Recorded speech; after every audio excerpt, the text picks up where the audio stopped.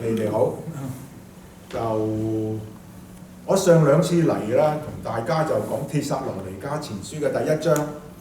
咁我哋睇全章嘅時候，睇到一個好重要嘅教訓，就講嗰度福音建立教會，教會就要廣傳福音。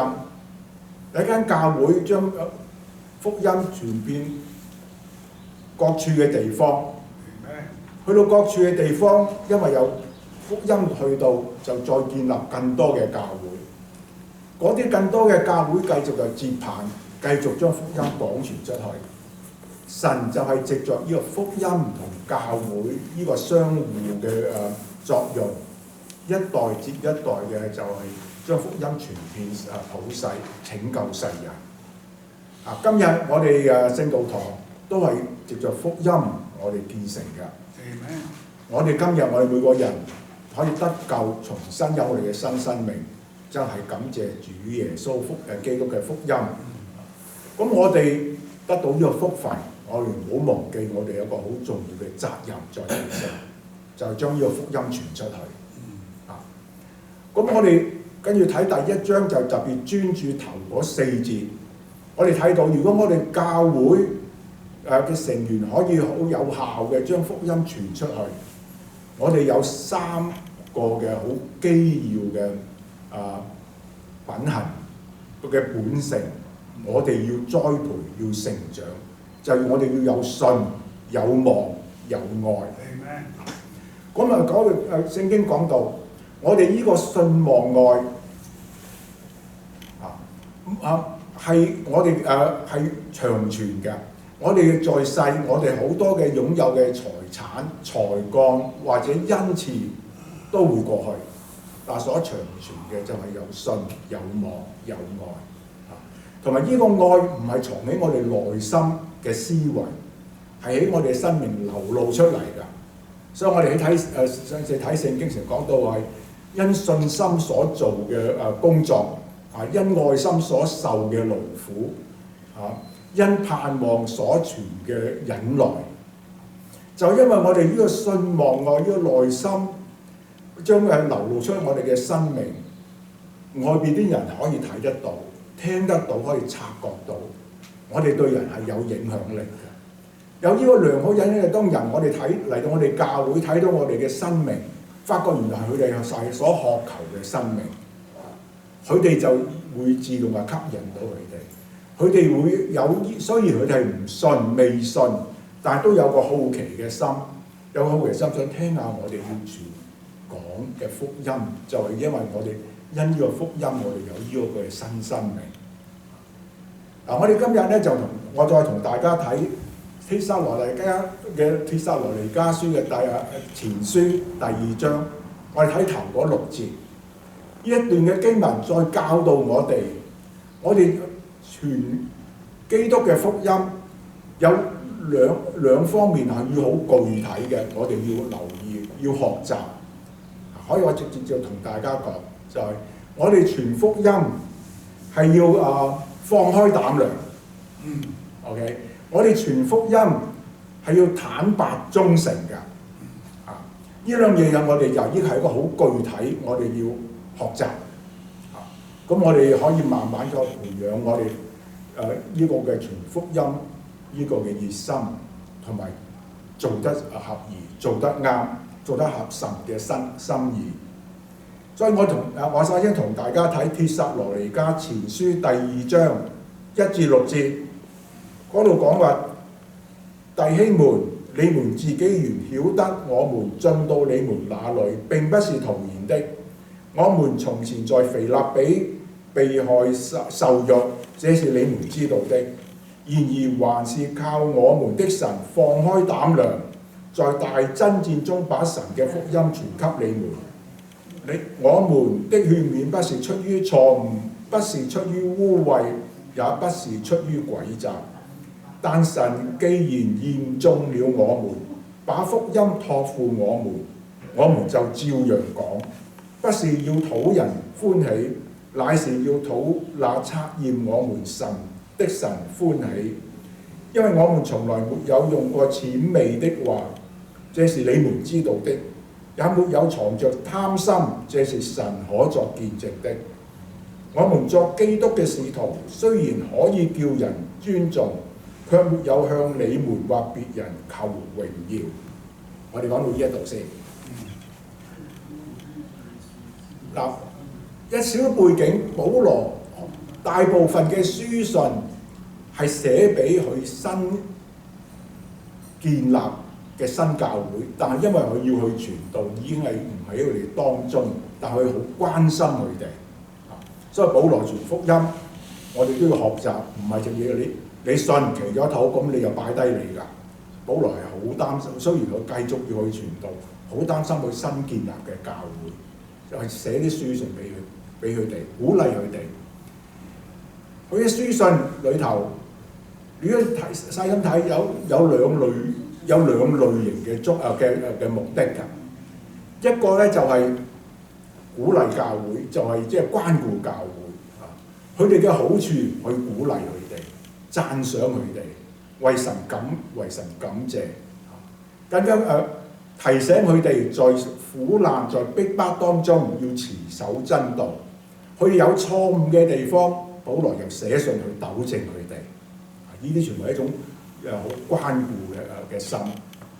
第二類型嘅目的就係保羅寫去俾嗰兩封信，佢要為自己辯護。點解咧？因為保羅喺各地嗰時嘅教會建立新教會時，呢個基督個信仰當時嘅地嘅人嚟講係新嘅，有好多人係反對嘅，係攻擊嘅，係外邦人，係不論外邦人、猶太人都好大嘅攻擊。咁當保羅離開咗嘅時候咧，佢哋睇到呢一班嘅新建立嘅教會，呢班新信徒，佢哋喺當中就傳播謠言，就批評保羅，攻擊保羅，等佢啲人知道就想起呢個信仰，可以放棄呢個新嘅信仰。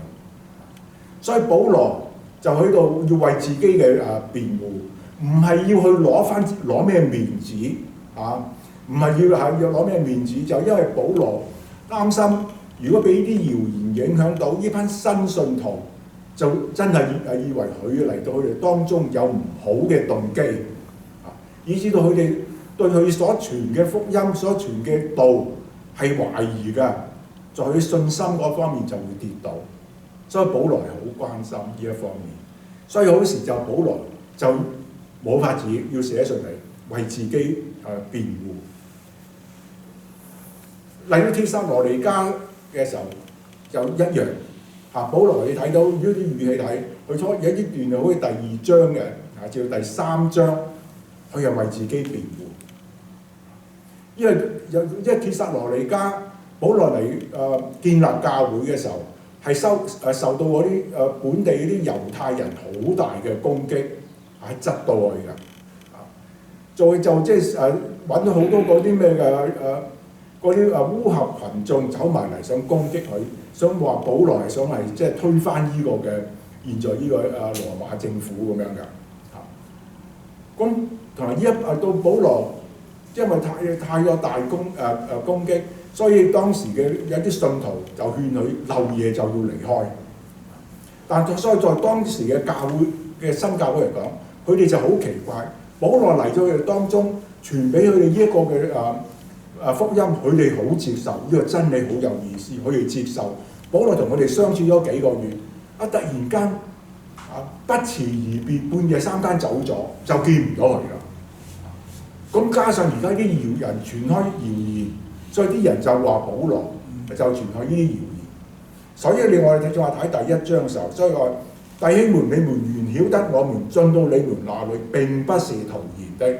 嗱，呢一度咧其實就其實因為保羅針對其中佢嘅一啲嘅謠言㗎，同埋特別同佢哋講話你哋知道㗎，所以保羅去為自己辯護，唔係話佢哋講咁，我講第二方面係咁樣。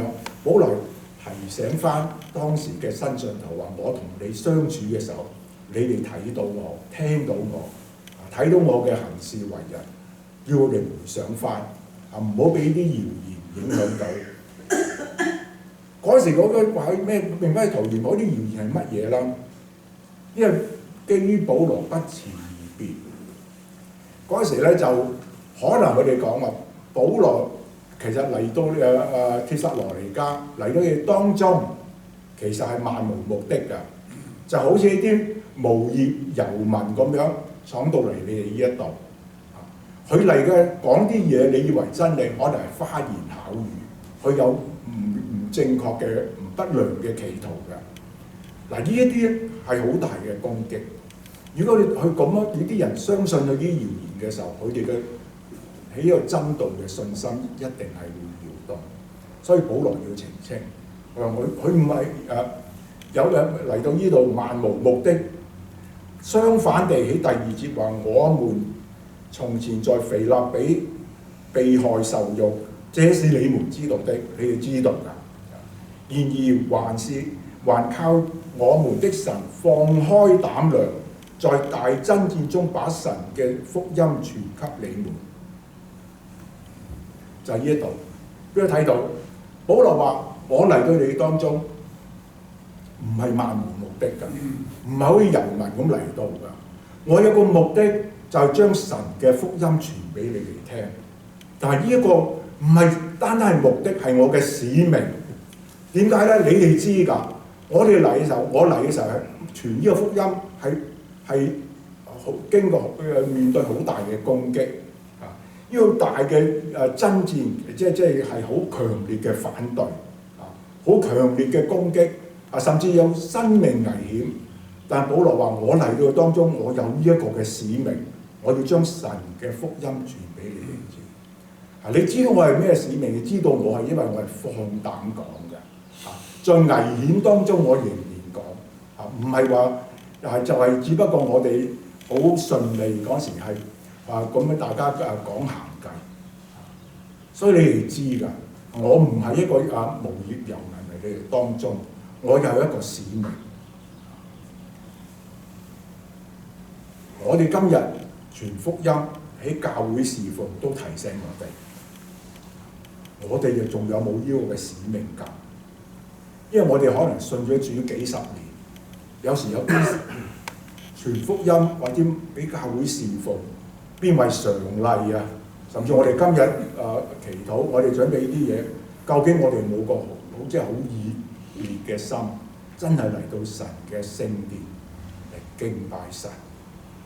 好，我哋嘅準備，好即係讓我哋將我哋最好嘅俾個神，等神喜悅。呢個我哋都係我哋一個提醒。我哋傳福音仲有冇當年嘅熱心？定係只不過好多時係變為循例？所以呢個保羅係有，佢話我嚟，我係冒住危險嚟，都要完成我呢個使命，就將神嘅福音傳俾你哋知。放膽，我喺這度講，其實有兩方面。放開膽量，反面嚟講就唔懼怕，正面嚟講就有信心。點樣放膽呢？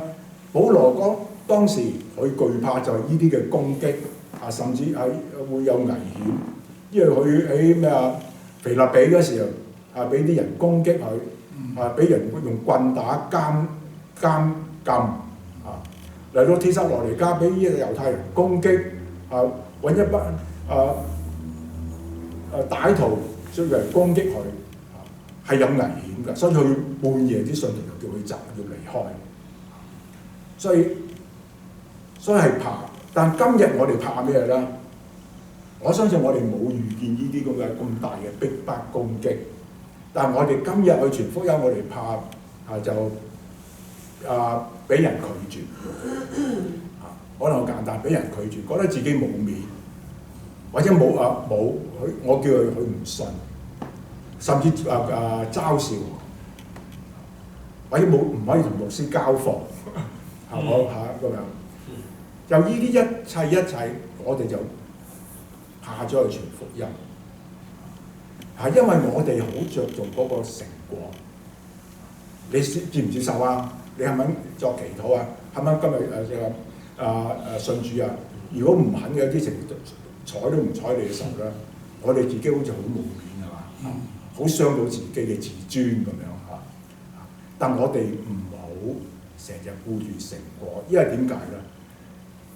福音係一個人改變嘅人嘅心，可能唔係淨止我嘅今日嘅工作，之前有人工作，所以佢今日佢嘅信主唔係我完全我領晒工，佢今日未信，可能係福音嘅種子係播下，所以記緊我哋傳福音可以係播種，可以係收割，我哋就唔好着重我哋去信唔信主有係咪領功，我哋呢個攞正一功勞係神嘅，福音係神嘅大能，係要救一切信嘅人，係神嘅大能影響人心，係好多可能不同嘅信徒，不同嘅時間慢慢落功夫，叫一個人傳道講神嘅道。我哋反而着重點係點咧？我哋要放膽講神嘅福音，好似保羅都講。我唔係徒然，保羅跟住講唔係我去講佢成績喎，係幾多人信主咁樣嚇？雖然保羅好有成績，但只不過講話我嚟到你唔係徒然，因為我唔係漫無目的嘅，我嚟到我係放膽講嘅，冒住危險我都講嘅，呢個使命，因為神嘅神福音，所以正面嚟講放膽就係呢個有信心，就係相信神福音係神嘅大能，相信呢個福音係好重要嘅，係對人嘅生與死嘅問題，講起呢個福音係有能力㗎。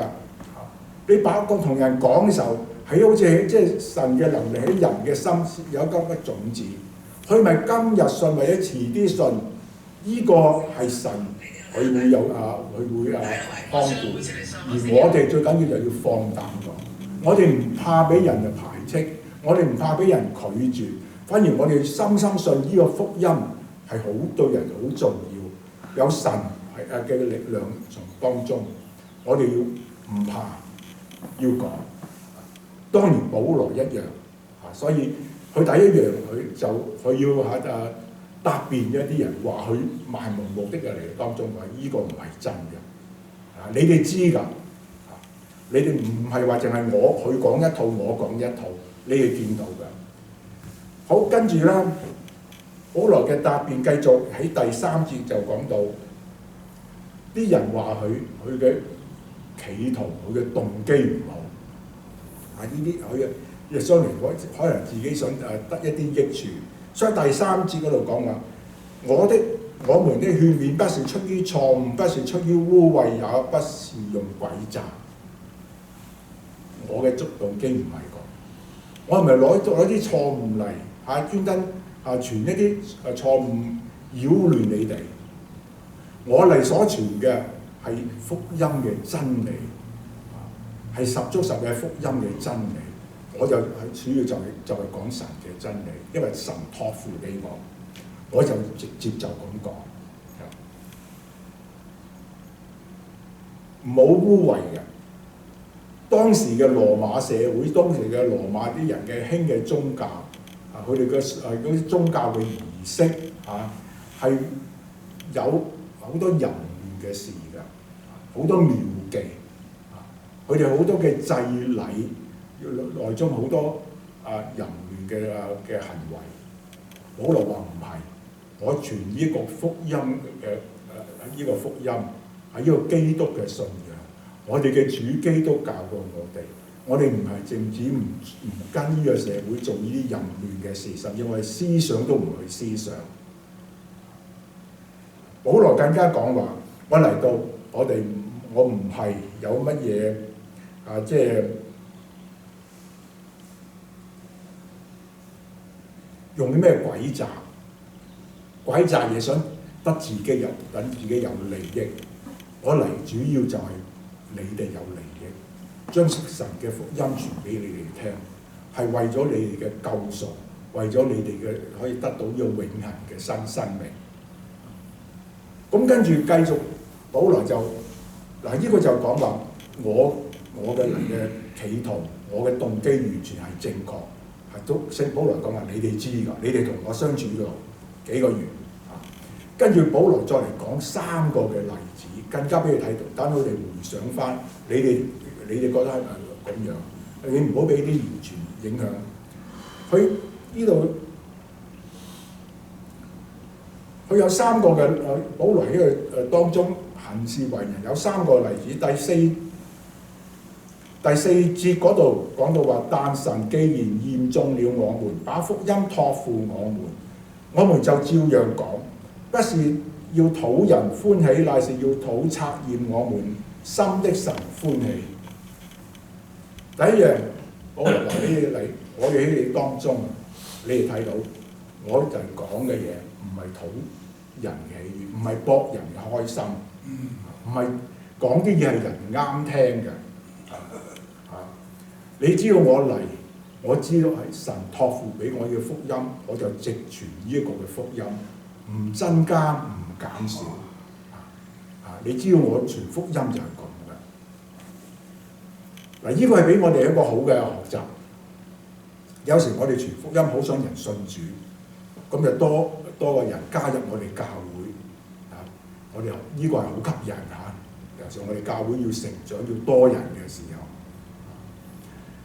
但係有時我哋就好易咧，就喺福音嗰度有甚至可以做一啲歪曲咗啲嘅真理，或者講少啲，或者呢方面講多啲。咁我哋要小心呢一方面。嗱，我哋傳福音係應該係有一個適合嘅方法，俾人易啲嘅接受，易啲嘅明白。有翻啲創意係得，只不過喺福音嘅內容嗰度唔可以增加，唔可以減少。嗱，呢啲例子其實如果真係實際傳福音嘅時候咧，遇見好多呢啲嘢，究竟我哋選擇乜嘢？我記得我喺神學院嘅時候，突然間大家有一次我哋大家討論傳福音嘅挑戰嘅方法。咁有人講咧，嗰時可能唔知係咪西方人更多呢一啲嘅問題，就話佢話近代啲人咧，你同佢講福音，但你唔好同佢講呢個罪字，你唔好同我講話我有嘢有罪。咁嗰時就討論究竟我哋傳福音應唔應該講呢個罪？咁呢個就係佢話有啲嘢嘅話都係盡量避免唔好講，因為你講成你已經將佢 shut off 佢，咁就佢唔會繼續聽。咁但係有啲人話，但係你福音唔講個罪字，最大問題係耶穌基督就係為我哋嘅罪喺十字架而死，佢就拯救我哋從罪裏出嚟。你講福音，你唔講個罪係點咧？可能我哋會唔會？我哋要講得合宜啲。可能以前好多太過熱心嘅人講到咧就好激烈㗎。尤其是19世紀嗰啲傳道者加好熱㗎，當時啲人就易啲接受啊，今時有人唔接受啊。呢個大罪人，如果你再唔悔改，你直闖地獄。而我哋即係在你講嗰個講係包到自己好清高，高高在上。咁可能即係今日嘅人就唔接受，但係我哋可以喺一個合宜嘅講。我哋講一開頭講話罪，其實我同你都有罪。甚至我今日信咗主，我每日都要靠主寬恕我。我只不過我信咗主就唔同者，就我日日都面對罪，我日日都求主寬恕，我日日嘅越嚟越遠離罪。唔係話我有咩清高啲，一樣即係要邀請人，你可以咁做，你可以就係我哋。信主得救唔係話我哋完全脫離晒罪，只不過我哋肯悔改，讓主嘅恩典嘅喺十字架流出嘅寶血洗淨我哋，日日我哋都會求主嘅寬恕。係呢個罪，同埋可以用佢解罪唔係淨係打殺人放火，罪就係你思維有啲唔正確，在神嘅標準嚟講都係有罪。其實你同我做唔到話完全冇罪，冇一個世人做得到，所以耶穌基督接落嚟拯救我哋，為我哋罪死。即係或者我哋可以即係講得大家有同感啲，咁呢個事實嚟嘅喎，呢個唔係假嘅喎，唔係話你講嗰個就好清高，完全冇晒罪嘅喎，係嘛？即係或者可以，但係我即係在我嚟睇咧，我唔好難話我唔講福音唔講呢個罪字嚇。咁仲有啊，我依家一日講啱人聽嘅説話，其實我哋好有個趨勢易啲講嘅。喺教會嗰時仲係啲教會嘅同工會，咁其中一個同工佢話，因為我哋嗰時可以考慮教會明年嘅口號係乜嘢咁樣咁好興㗎嘛，啲教會整嗰個口號出嚟咁樣咁又講話我唔中意用個愛字，喂，呢個愛字咧講得太多講得好啲人麻木㗎。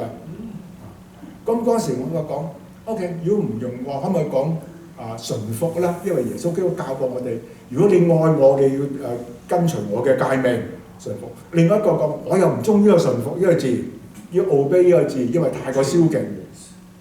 但係你個個都唔中意，喂，愛字你唔講神是就係愛喎，你點解唔講啊？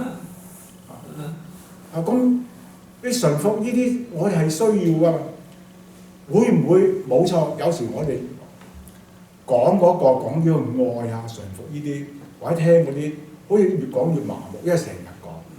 會唔會我哋嘅問題就所在就係我哋講嚟講去在於神學嘅概念，在理論嘅方面講。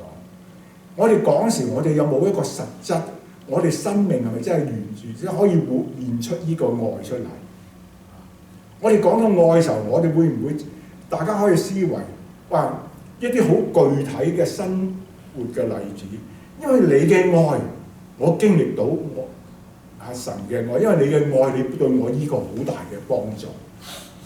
如果我或者係因為有啲人講話，因為我嘅愛俾嘅時候對佢好大影響。我哋會唔會要一啲將呢個嘅我哋呢啲嘅愛呢啲嘅教導，我哋當為神學觀念，其實係應該係活出嚟。我哋活出嚟嘅時候，我哋講嚟講去都唔會要，因為我哋每日都係嘅愛有重新嘅活出嚟，幫到人、安慰人、幫助人。有時我哋就係大家講得好聽好多嘢，我哋要被主燒盡我哋被主即係為主而活咁，但係啲人睇唔到你同我嘅生命嘅流露，冇咁樣講嚟講都係神學觀念，咁講得多咁梗係冇。會唔會所以其實我哋唔係話講一啲嘢就人啱聽，你冇用，反而會唔會就將佢流露出嚟？其實，如果大家記得彌迦書第6章6至8節，都講到話神其實唔係喜悅人所獻嘅牛羊，唔係人所獻嘅脂油，甚至頭生嘅，甚至唔係長子。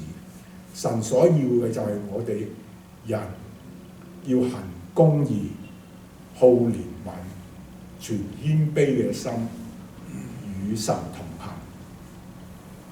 呢個彌迦書第6章8節，即係其實如果我哋你話我哋唔好講愛呢個字，其實因為我哋冇流露到出嚟。如果我哋將呢個要彌迦書所咁講，即係行公義、好憐憫、全謙卑嘅心，與神同行，其實等於羅馬書12章1節。我哋要將身體獻上，當作活祭，是聖潔嘅，係神所喜悅嘅。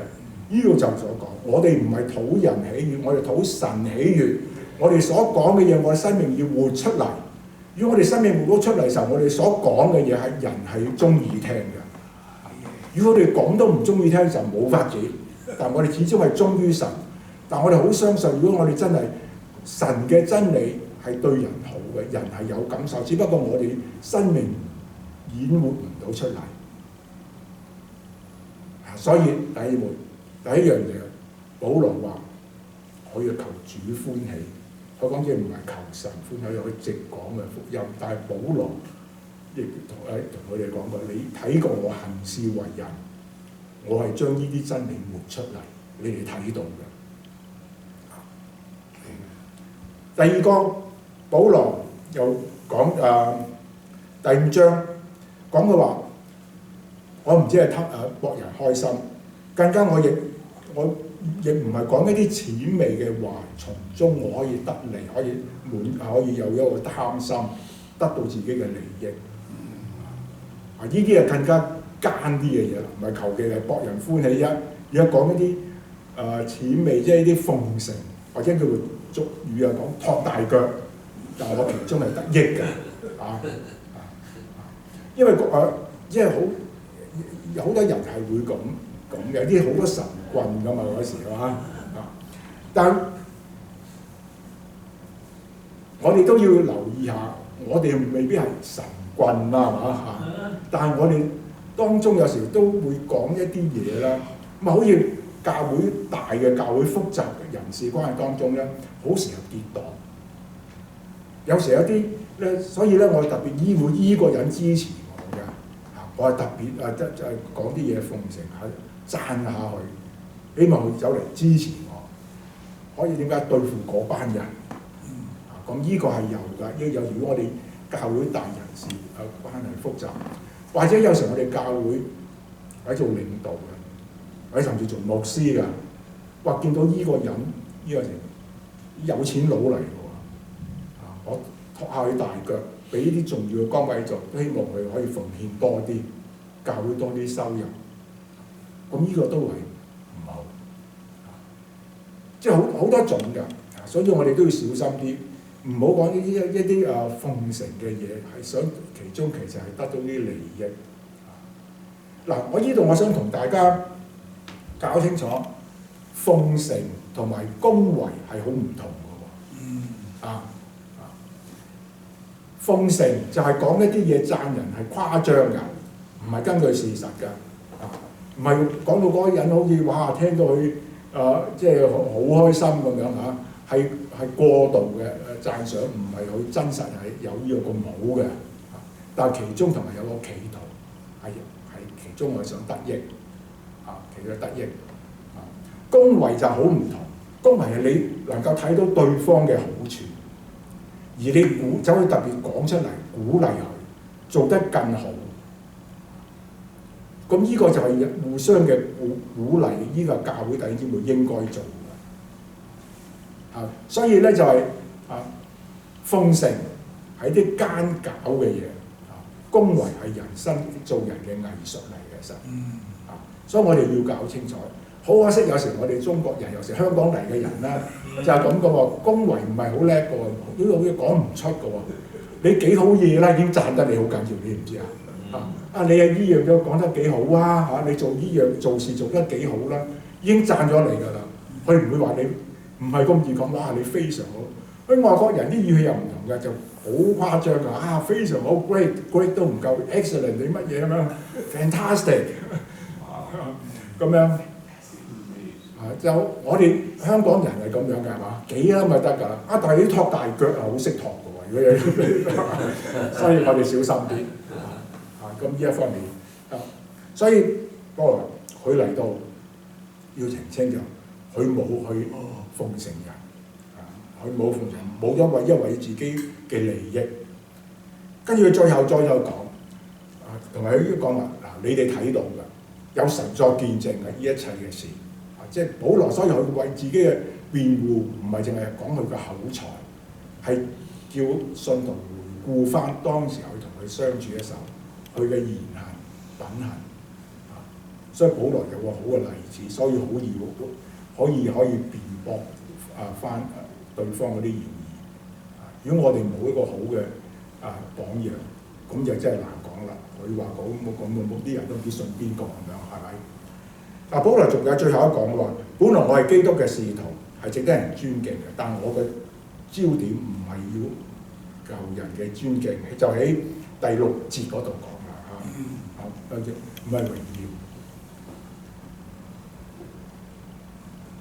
好多人都係咁喺教會或者喺傳福音係攞個榮耀。哇！如果我見到啲人咁，我可以攞個功勞，我集體帶呢個人信主，又帶呢個人信主，我帶人信主最多或者我哋啲侍奉都係一切都係即係如果人嘅尊敬我就好舒服，呢個好自然㗎嘛得到人嘅尊敬，得到啲人讚賞嘅榮耀即係景仰你咁，哇！你個心好舒暢㗎。但係我哋記緊，我哋嘅焦點唔係咁樣。保羅明白佢係使徒嘅真正意思就被差遣嘅意思，唔係去爭取俾人嘅尊敬。佢做使徒嘅時候，因為佢個位置，佢嘅傳神嘅道，佢解釋神嘅道，自然啲人應該對佢有尊敬。但佢呢個尊敬，佢唔係去強求嘅。佢呢個尊敬係因為佢哋藉著行公義、好憐憫、存謙卑嘅心，同神與神同行，我哋生命流露出嚟，可以真係賺得人嘅尊敬，啲人自然會尊敬。如果我哋因為我哋嘅位置，你或者教會嘅位置邊個位置，咁我哋就要強求尊敬，你好難㗎。呢個就，但係我哋嘅焦點要做好我哋嘅地方。保羅就係俾啲例子俾人睇過，所以你哋知道，我哋走嚟，我其中一個主要一個目的係我係一切呢啲嘢，你哋一眼睇到晒。我冇喺暗中做。我係好坦白㗎，所以你哋記得我係點做，我行事為人係點樣。我行事為人，我真係講，我主要係講神託付俾我嘅福音，我係忠心於神，忠心神俾我嘅福音嘅內容。我講嘅嘢，我唔係氹人開心，我唔係用呢啲奉承嘅語，等我從中可以得利。我唔係走嚟一味要強求人對我尊敬。我就直講神嘅福音，我係坦白忠誠嘅。加上我嚟嘅時候，我係放開膽量傳福音。所以弟兄們，我哋都好感謝神，今日俾我哋呢幾節嘅經文，可以講佢再嚟重新提醒我哋福音嘅重要，係關乎人嘅永生永死。而我哋更加要知道，我哋今日又成日講話我哋基督徒，我哋弟兄姊妹，神係我哋嘅父親我哋有永恆嘅盼望，我哋得到呢個福分，而我哋千祈唔好忘記我哋嘅責任，就將呢個福音傳開去。我哋傳福音嘅時候，保羅就呢度提醒我哋可以放膽，唔好怕人係咪會拒絕，我哋要放膽傳。我哋相信福音對人係好有用，人係有需要嘅。我哋內心係有需要，同埋福音係神嘅大能，係神係可以改變人生。但我哋要好清楚嘅放膽去傳，再嚟復興我哋傳福音嘅熱心。同我哋傳嘅時候要搞清楚我哋嘅動機，唔係為咗自己嘅面子嘅榮耀，等人尊敬，唔係話即係去 impress other people。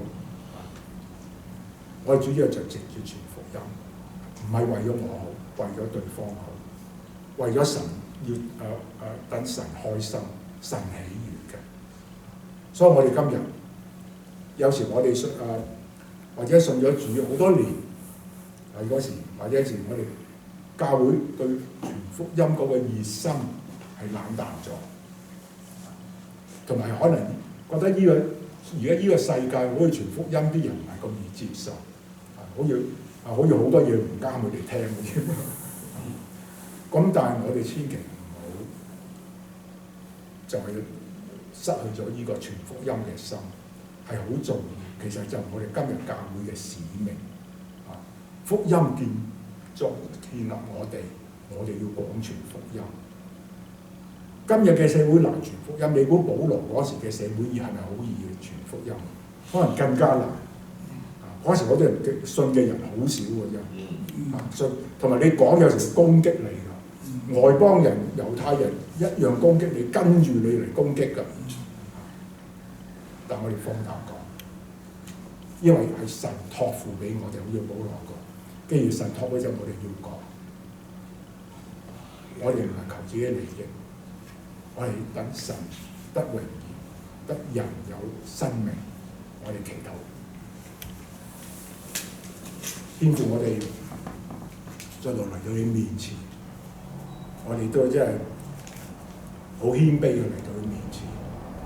我哋或者我哋傳福音嘅熱心係有冷淡，我哋就可能我哋呢個工作唔係積極嘅，但我哋知道主啊真係俾我哋明白到一間教會，如果係多年係冇人藉我哋教會而信主，而係冇人關心嘅時候，係一間冇生命嘅教會。所以我哋唔願意，我哋知道你俾咗個叫福音嘅福分我哋要將個福音傳開。